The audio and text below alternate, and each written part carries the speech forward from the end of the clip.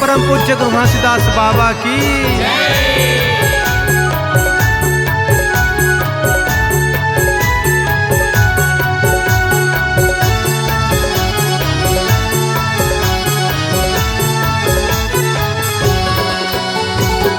सोना के गहना जन पहिरबे, सोना के गहना जन पहिरबे, ले जाहि चोर नगा के।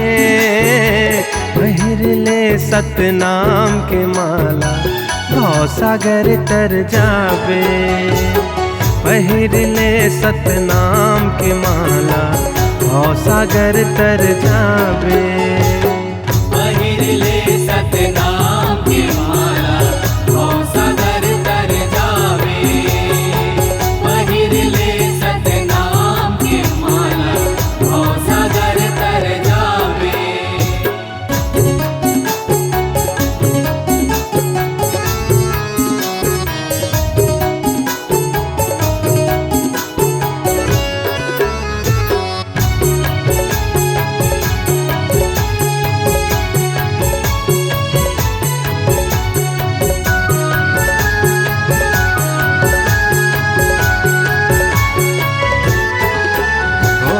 सत्य की सुतरी माला बना ले, सधायो भक्ति लगर म सजा ले।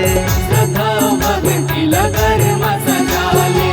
रेंगत रही बेत सत्य के डगर माँ, देखत रही बाबा नजरे नजर माँ।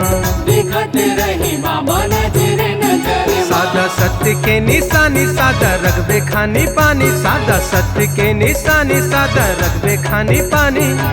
सत्य लजन ते भुलावे, जपलना सतनाम की माला, भव सागर तर जाबे।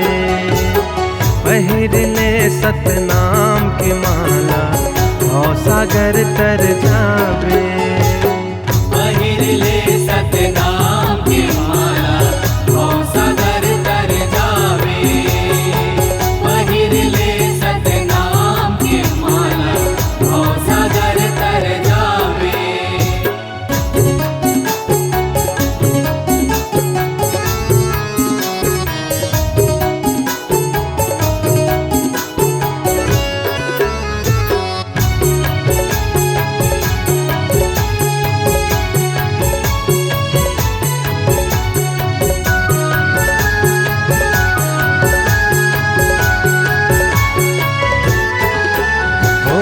जग के मोह मझन तै भुलावे, दो दिन के हवे जिनगानी।